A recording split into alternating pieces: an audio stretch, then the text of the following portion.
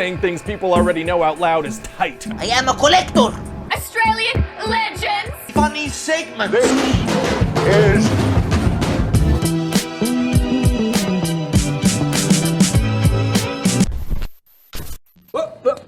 Here I come. What's up everyone, it's Adam from FWCI, and there's a pitch meeting out for Sonic the Hedgehog 2. Is that what Sonic does? I don't know. I really enjoyed Sonic the Hedgehog 1. I have seen Sonic the Hedgehog 2, but I haven't done the pitch meeting reaction to number 1. So, let's go double time. Let's check out Sonic the Hedgehog, the movie pitch meeting, and then Sonic the Hedgehog 2, the movie pitch meeting. That sounds clunky as fuck. I don't know. Maybe it does. Let's have a look. Subscribe if you're new. Clickety-clack. Clickety-clow! So, you have a Sonic movie for me? Yes, sir, I do. Oh, that'll be fun to see with his big head and his big eyes. No. What? No, we're gonna want to make this guy more realistic, because he's gonna run a... Oh, man. Okay, yeah, let's get right into it. Amazing fucking story. They released that shitty looking version of Sonic that was haunting people's dreams. The internet went, you know what? Make it look like this and it'll look better. And then the studio went, oh yeah, that does look better. They fucking changed it. Oh, I'm so glad they did, because it made the movie look so much better. Around on planet Earth, so he can't be like a cartoon. I guess that makes sense. So what are we talking about? Well, first of all, teeth. Teeth? Yeah, I want to be able to count how many teeth this guy has. Okay. I want to be able to picture him biting someone, and I want visible eyelids. Why would we want that? Then we gotta work on his proportions, make him a whole lot more human-shaped. I'm thinking calf muscles. Calf muscles, okay. I want him to look like that kid in Jumanji, you know, when he's halfway into turning into a monkey. I mean, maybe we could talk about the story a little bit before getting into this. If you say so. So what happens in this thing? Well, this toothy kid Sonic grew up on another planet and was raised by an owl named Longclaw, right? Longclaw the owl? Is that a Sonic character? No, I made it up. There's an owl now, I decided. Oh, adding random owls into things is tight. Yeah, and so because Sonic... Adding random owls into things is tight. But, I didn't hate it. I mean, does Sonic the Hedgehog really have, like, some untouchable, you know, history that can never be changed? At the end of the day, it was a kid's movie. It is very random that it's an owl, but it also, that character was there to be, like, a, bit of an emotional anchor to the movie, I guess, like, because everything was about this, you know, very whimsical, very, you know, it kind of was a bit of a cliche, mentor kind of character. So I'm fine with the owl. Sonic is so fast and powerful, some bad guys want to steal his power. Uh-oh. So this owl gives him a bag of rings that let him make portals to wherever, so she sends him to Earth and she's like, stay hidden there. Very sad. So what does he do? Well, he spends like a decade in this small town in Montana and he's super lonely, so he like watches people from outside their windows. Oh my god. But like in a cute way, it's not horrifying. Oh, it's not. Okay, great. Yeah, so he's just doing speedy stuff to pass the time, like he plays ping pong against himself. Oh, like Quicksilver in X-Men Days of Future Past. Oh crap, you saw that movie, huh? Yeah, I mean, I feel like a whole lot of people did, yeah. Dang it, okay, well that's where we're gonna be getting a lot of our action scenes from. Oh, it is? Yeah, Quicksilver in the X-Men movies was done very fucking well. Steal away, Sonic. We're just gonna straight up do that time in a bottle scene, okay? Okay, well maybe nobody's gonna notice. Fingers crossed. So what else happens? Well, Sonic is so lonely that he runs very fast around a baseball diamond. What? And that leads to a power outage, and that leads to the government hiring Dr. Robotnik to track him down. Oh, and what's Dr. Robotnik's deal? Oh, he's very wacky and condescending. He says stuff like, I was spitting out formulas when you were spitting up formula. Oh, that's a good line. Yeah, he's also gonna be like, look what came out of my egg sac. Oh my god, I don't like that one. Well, it makes sense in context. Okay, if you say so. So anyway, the owl that I made up had told Sonic if you ever get caught, you gotta go through a portal to like a mushroom planet. Oh, is that a drug thing? No, it's all literal. Oh. So he takes his bag of rings from his cave to the garage of a police officer named Tom. Why couldn't he have just used the portal in his cave? Because I want Tom in the movie. Gotcha. And so they see each other and Sonic's like, meow, and then Tom shoots him with a tranquilizer. Totally justified shooting, that's an awful joke. Well, no, it's more that he was shocked to see an alien. Right. So then Sonic accidentally drops his rings into a portal to the top of a building in San Francisco. Oh, so he runs to San Francisco and gets them? No, he doesn't. Can he not run that far? Oh, no, he definitely can. At a certain point, he runs from Montana to the Pacific Ocean in 2 seconds. So why doesn't he run to San Francisco? Well, he's not exactly sure which way to go, so he has to team up with Tom. To go buy a map? No, to drive there in a pickup truck going 50 miles an hour on a quest in which time is of the utmost importance. Do you think people want to see a character known for his speed sitting in a normal vehicle, respecting the laws of the road for an hour and a half? I don't know. Fair enough. Yeah. I think we're going to see a lot more about that in the Sonic 2 pitch meeting, because his powers in that were basic. There was so many. He could have solved half that movie immediately, but let's wait for Sonic 2. Anyway, so Tom and Sonic are gonna become friends along the way and just have a ton of fun. Like, Sonic is gonna floss several times. Right, because of the teeth. No, I mean like that Fortnite dance thing. Oh, children love Fortnite. And they always will, so we should absolutely include references to it. I see nothing wrong with that at all. Great. That actually reminds me, I got the perfect product placement for this. It's a restaurant. It's just perfect. Oh, Sonic Drive-In? Oh, yeah, no, that would have been good. I got Olive Garden. What? Yeah, so if the characters could just like straight up talk about Olive Garden and say the slogan and talk about some of the offerings, that'd be just great. I mean, okay. Perfect. Anyway, so the government is gonna... You know, people get really pissed off when there's product placement in movies. I don't give a shit. I think if anything, it makes it more realistic and attached to life. I mean, who doesn't sometimes talk about their favorite restaurant or how good their, video game console is, or like, I don't know. To me, I've never had a problem at all with any product placement. Go fucking nuts.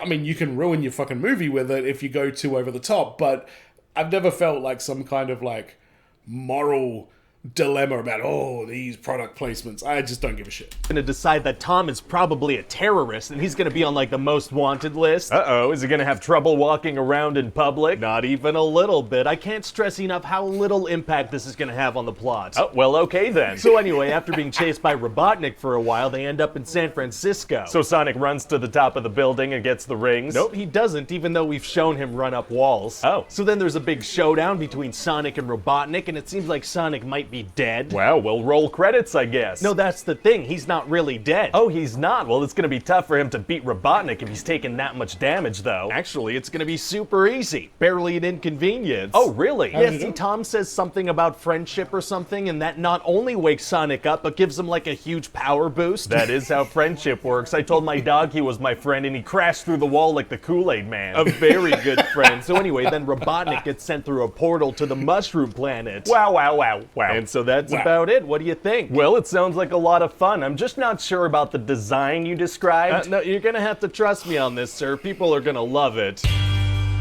Well, the fuck they didn't. Oh, whoops. Whoopsie. Hey guys, it's Ryan here. Wow, yeah. Sonic the Hedgehog 1 was good. I enjoyed it. It's a kid's movie. You can't be like, oh, why didn't this kid's movie explain the fucking science behind, like, you gotta, like, let go at some point. But I did find Sonic 1 to be very entertaining, especially Jim Carrey as Dr. Robotnik. But let's check out the pitch meeting for Sonic the Hedgehog 2. This movie was very, very weird. There's a big scene, by the way, spoilers ahead if you haven't already figured out.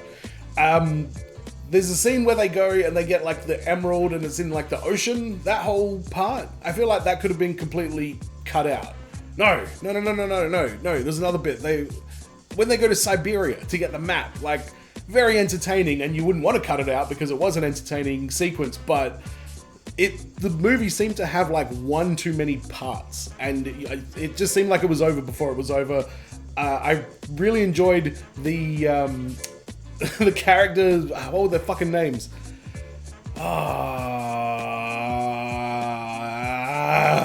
The names. The undercover cop. The ones getting married. Those two characters. Fuck, why can't I remember their names? They started with the same letter. I wanted to see more of those characters, to be honest. So there was a lot in this movie that worked really well. Some of it was incredibly dark. Some of it was really cheesy and childish like child-friendly kind of thing. So let's have a look at this one. Idris Elba was good as Knuckles as well, but let's check it out. So, you have a Sonic sequel for me? Yes, sir, I do. Amazing. So do we stick with the cute Sonic design, or do we go back to that original Nightmare one we had? I mean, I was thinking the cute one. You sure? Because we got a ton of press from the one that looked like it drank blood. Yeah, no, I think we go with the cute one for sure. Okay, so what happens in this thing? Well, Sonic's human friends Tom and Maddie travel to Hawaii, right? Using one of Sonic's portal rings. Kind of raises some security questions that they could just...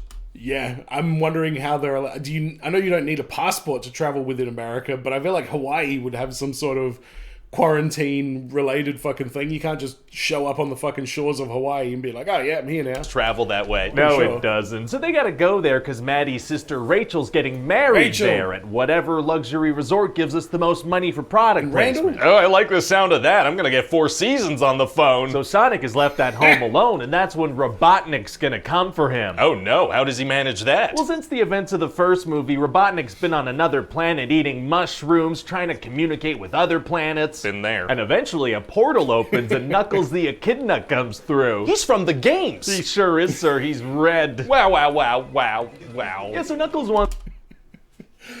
One thing I love about Ryan George, anytime he does these from the other movie, or these from the games, I never fucking see it coming and it always fucking kills me. To know where Robotnik got this blue Sonic quill, because he's trying to find something called the Master Emerald. Okay. So Robotnik says he can show him the way so he can get off this mushroom planet. Smart. And he's gonna do that flossing dance too. That's gonna be fun for kids. Okay, I mean, people already said that was old when we did it in the last Sonic movie. Well, that's the thing about internet references, sir. They just get better with age. That's not accurate. So anyway, now Robotnik and Knuckles are at Sonic's door, and Knuckles is beating the crap out of him. Oh no. Yeah, and Sonic's trying to use his super speed, but he's no match for this guy, because he's fast too. Jeez, well sounds like he's met his match. Gonna be hard to get out of that situation. Actually, it's gonna be super easy. Barely an inconvenience. Oh, really? Yeah, because see, Tails drives in with a cop car and hits Knuckles with it. He was able to dodge the fastest creature on the planet, but not a human vehicle. That's what we're going with, so he and Sonic run away. And so why is Tails here now? Well, he's been watching Sonic from another planet for a while and decides to come help him. Watching people from a distance is tight. Yeah, well, to be honest, it's creepy when you do it, sir, but Tails is cute, so it's okay. That's fair. So they go take a look at this map that Longclaw the Owl had left Sonic, and this hologram message pops out. Why does it activate now? Because the movie's plot is underway now. Oh, okay, gotcha. So they find out they need to go to Siberia to get their hands on this compass that'll lead them to the Emerald. Very chilly. So they end up in the Siberian bar wearing disguises, but their disguises get taken off. Oh, is everybody freaked out by the 2 little aliens in their bar? No, that's not how people would react. They're gonna challenge them to a dance-off, obviously. What? Why? Because this way we can have a dance-off scene. Right. Plus the Siberian people get a hold of the map, so if Sonic wants it back, he's gotta dance. He can move so fast the time stands still. He's gotta dance, there's no other way, so he and Tails dance to Uptown Funk. Oh, the hottest track of 2014. Yeah. So they win. They do. Amazing. So they're gonna end up finding the compass up in these mountains, but Knuckles and Robotnik swoop in and steal it. Oh no. Yeah, now there's an avalanche, so they've gotta do something. So what do?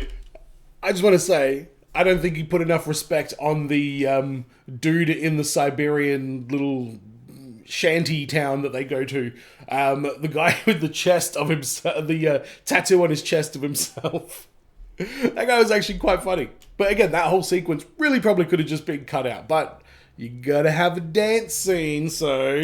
Well, Sonic calls Tom and tells him to use a portal ring to bring them to Hawaii, but Tom realizes he switched up the portal ring with the wedding ring. Oh, so he goes and explains the mix-up to her? Well, no, because if he explained it, there wouldn't be much room for comedy, so he's just gonna try to grab the ring during the ceremony without any context. That is funnier than him trying to solve it rationally with his words. That's right, sir. So then Sonic and Tails and an avalanche come through a portal into the wedding. Very wacky hijinks. And then we find out that Rachel's fiance and the whole wedding party, they were agents this whole time. What? Yeah, they had one of their guys get into a long-term relationship with Sonic's human sister-in-law so they could hopefully trap Sonic one day. That doesn't make any sense. They planned a whole wedding, flew all their agents to Hawaii, booked a luxury resort, all because they wanted to catch Sonic. How could they have even known that Sonic would show up there? He was just escaping an avalanche. Yeah, no, they didn't know. How could they have predicted the avalanche? They didn't know he'd be there. If they knew he was involved with that family, why not just show up at the house instead of fake seducing and marrying the sister-in-law. Oh, well, don't worry, sir, because they actually did fall in love. What, who, the sister and the agent? Yeah, I mean, obviously at first when she finds out, she's gonna be very mad. She's gonna go all bridezilla, rampage around. yeah. She chases him around and everything, drives a golf cart, looks badass. Okay, and where's Sonic during this whole thing? And when the agent finally gets a chance to explain himself, he's gonna explain that he really did fall in love with her, even though this started out as just a plan. This is a Sonic movie, right? Where is he? So they're gonna be all right, sir. This agent and Rachel, I think they're gonna be all right. Why are we spending so much time on this? Where's Sonic? Oh, right, okay, No. I guess we could... Give me more Agent... Was it Randall? I can't remember the prick's name. And Rachel, they were hilarious. I was fucking loving that story. Be done with this random romantic comedy shoved into the middle of this movie with side characters that have little to no impact on the plot. Okay, back to Sonic. I mean, yes, please. Anyway, so in the meantime, Robotnik got his hands on the emerald, which lets him, like, create anything he wants. Uh-oh. Yeah, so they see this massive sky beam from the coast of Hawaii, so Sonic's gotta get there. Well, thank God the wedding happened to be taking place within visible distance of the emerald. Yeah, it worked out great. Hey, so hold on, we have a sky beam and a bad guy with similar powers but a different color? Yeah. We making a frickin' Marvel movie over here? Well, kinda, sir, except by the end of this movie, Knuckles is gonna be a good guy. Oh, he is? Yeah, he learned the power of friendship and whatnot. Oh, sick! So Robotnik... Oh, sick! Yeah, that it did become a bit of a Marvel movie. We had like a whole Infinity Stone fucking situation going, Skybeam.